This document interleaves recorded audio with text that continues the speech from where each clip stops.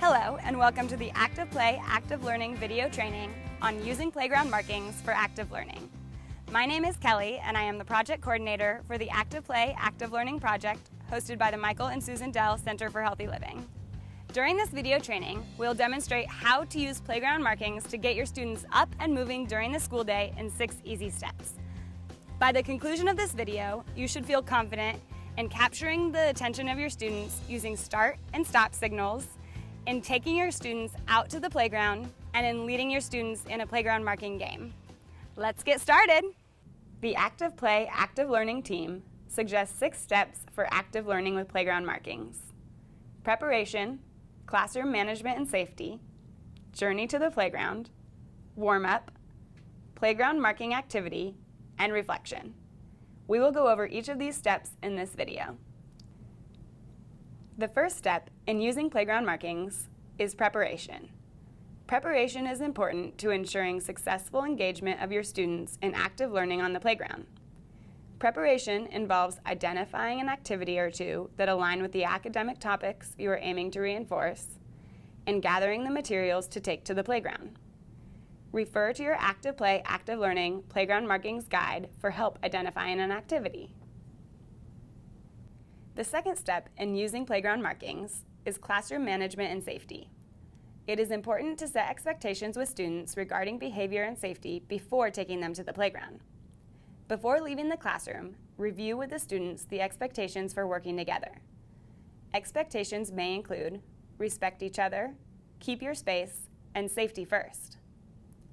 After the expectations are set, have students line up in the classroom to provide instructions before going outside. This is a good time to review your start and stop signals and assign an equipment leader. The third step in using playground markings is the journey task. Providing an active learning activity for students while walking to and from the playground is important in keeping the attention of the class. A journey task is a task students do while walking to and from the playground. An example of a journey task would be to ask students to count all of the doors they see on the way to the playground. When students arrive on the playground, ask student A how many doors he or she counted. Then ask student B. Depending on what the students are currently learning, you could ask the class math-related questions like what is the difference between student A and student B's answers, or what was the combined number of doors they both counted. The fourth step in using playground markings is the warm-up activity. Providing a warm-up routine helps to reinforce safety and classroom management on the playground.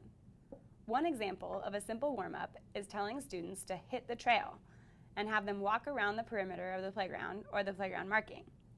While students are walking, this is a good time to remind the class of behavior expectations, agreements, and practice start and stop signals. Finally, we've arrived at the fifth step, the playground marking activity. Once students are positioned around the map, explain to them the activity. After your explanation, demonstrate the game to the students, and then check for understanding by asking a student to explain the activity. Remember to reinforce classroom management and safety techniques when needed. Now we're ready for the activity. A simple and fun game that can be played using the US map marking is called Find a State. Here's what it looks like. All right, let's walk to a state that is yellow. Any state that you can choose, but walk to a state that's yellow. There you go. All right. Now walk to a state that's pink. The final step is to wrap up with a reflection. You can reflect in many different ways, but it is important to take this time to formally wrap up the activity and switch focus back to the classroom. One example of a reflection could be asking students to share their favorite part of the activity today. Now that you know the 6 steps for using playground markings, it's time to try them out. The games you saw in today's video are just a couple options for games to play with your class, but feel free to get creative and encourage active learning. Thanks for watching.